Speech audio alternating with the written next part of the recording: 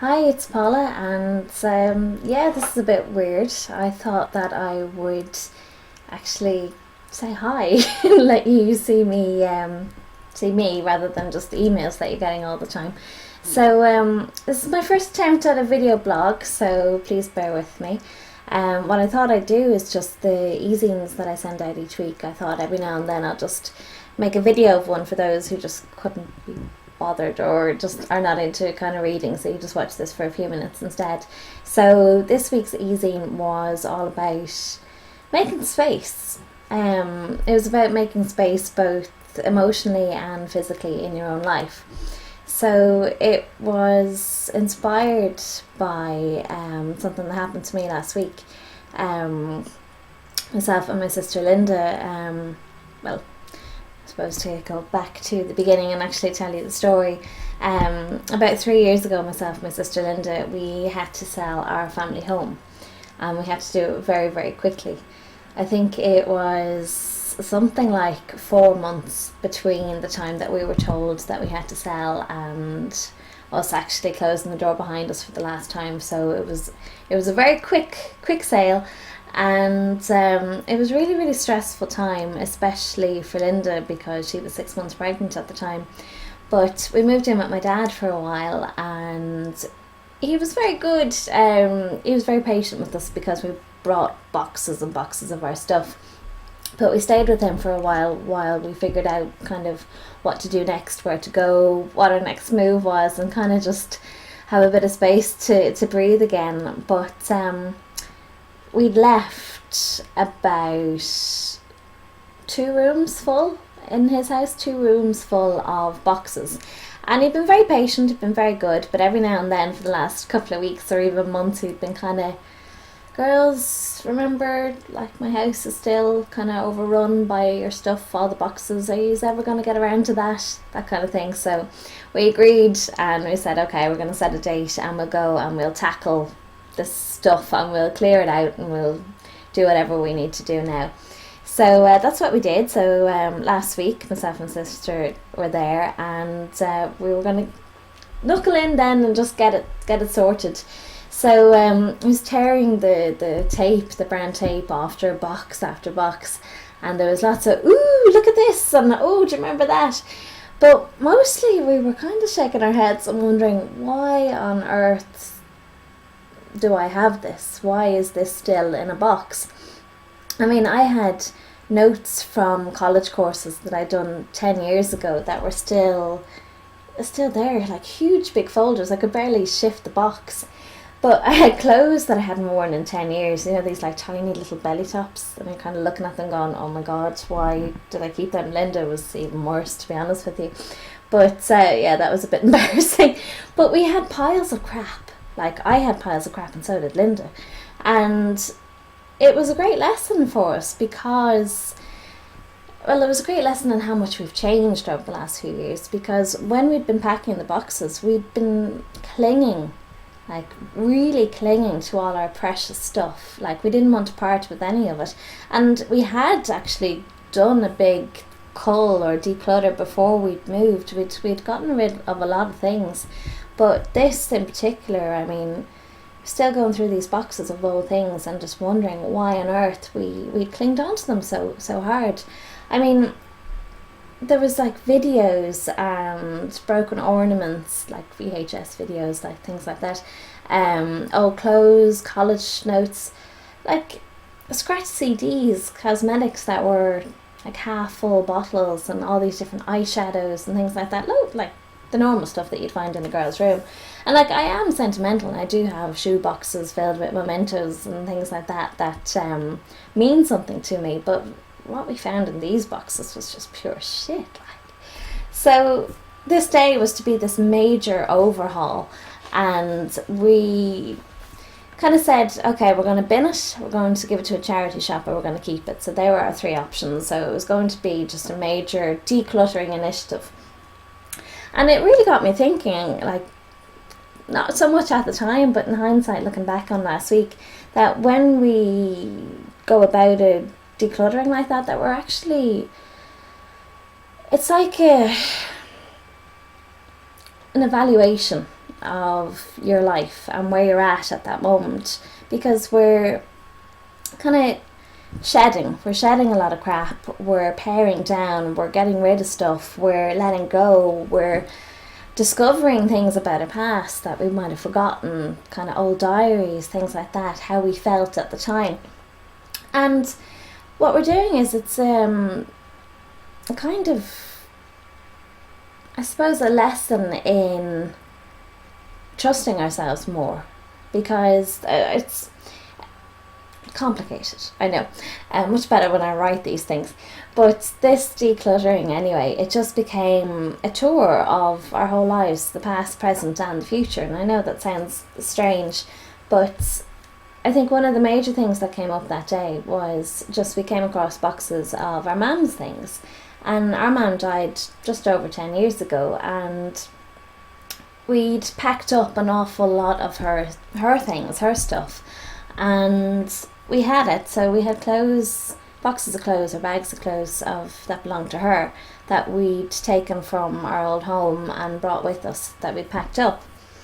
And 3 years ago, when we were packing up these boxes, we thought that the idea of giving away her stuff, giving her things to a charity shop, would be like, I don't know, it just seemed very extreme. It would be like snipping the umbilical cord and just letting her go and saying, thanks a lot, ma'am, like, appreciate it, bye, see you. And there was so much guilt at the time at the idea of getting rid of stuff, getting rid of things that we felt connected to in some way.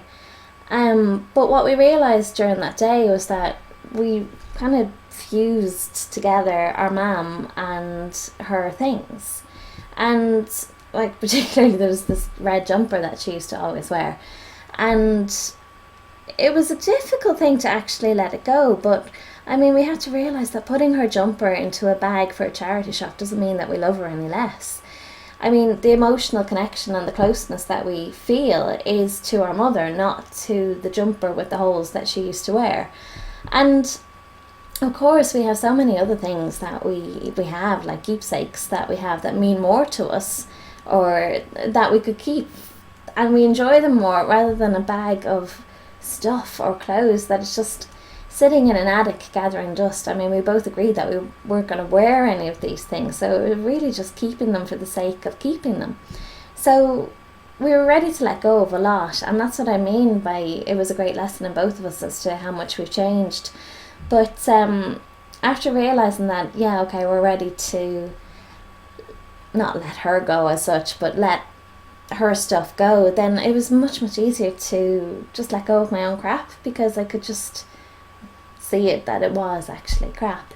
And we spent a good few hours on it during that day. I mean, the place did look like a bomb hit it, and everything was all over the place, and it looked well worse. My dad was getting very worried. But afterwards, it was just a really nice sense of freedom that we just had these boxes and said, that's going to charity shop. This other stuff is just useless to everyone and just straight for the bin. But it was just a kind of a good sense of kind of just calm and freedom and peace afterwards. And it really got me thinking that the more we let go of things that we've been holding on to, especially possessions like that, the more space that we open up for new stuff.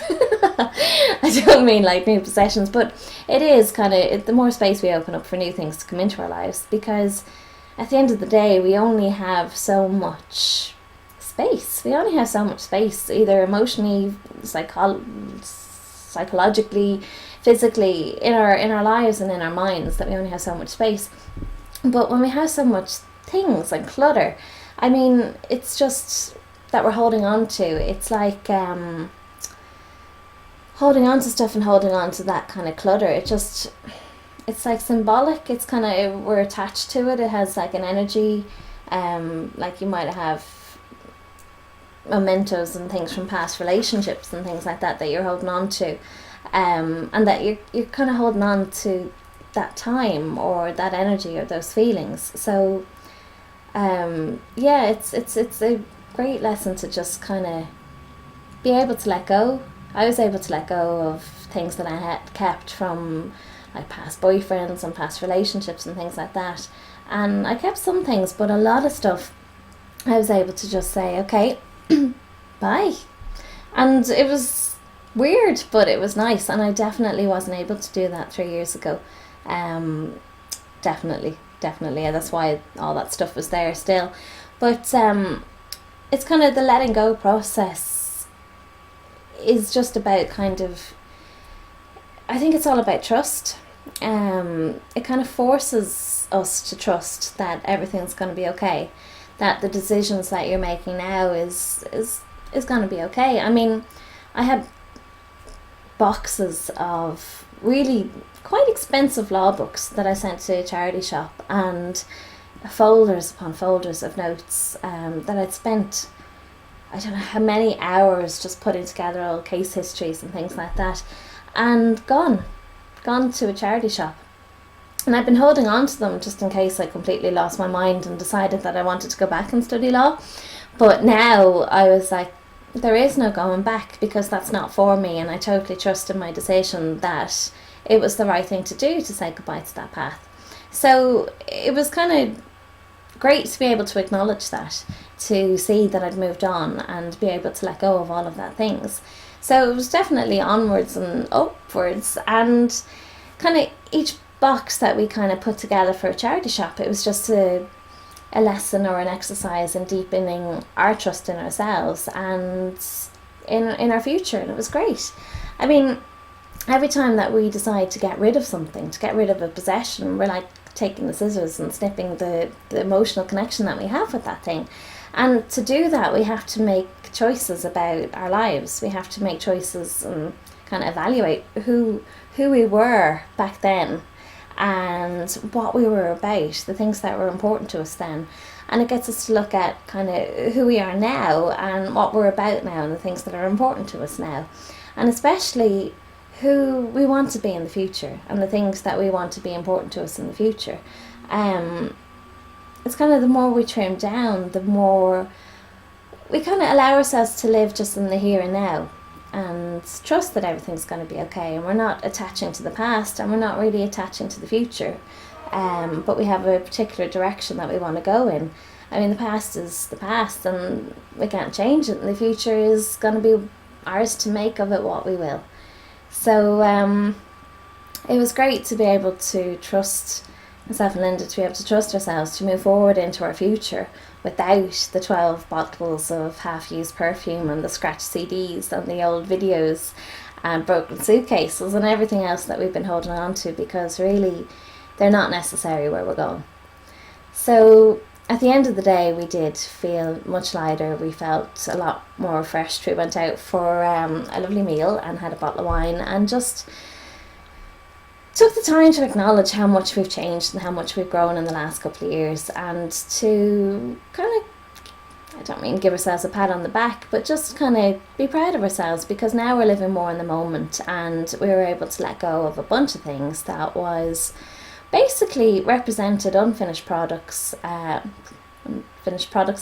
products which were unfinished projects, and kind of dreams that we'd had that actually weren't really for us. I think the big thing, and I think the girls, you would totally get this, the amount of clothes that we ended up kind of sending to charity shops that still had their labels on them from pennies, and we were kind of thinking, oh my god, the amount of money that we have wasted. But just to not give ourselves a hard time about it and just let it go. Somebody else will appreciate it, and that size 8 does not fit me anymore and won't, so I'm just going to let that go. But yeah, I felt much calmer and much freer after clearing out all that space in my dad's house. So it got me thinking, definitely time to tackle either the junk drawer or that spare room that's full of more crap in the new place. So that's my decluttering day and my easing about making space. So I hope you enjoyed it. Love to hear your feedback. I know a lot of people have been commenting on the sending me messages based on the actual newsletter version of this, so I'd love to hear your feedback on this.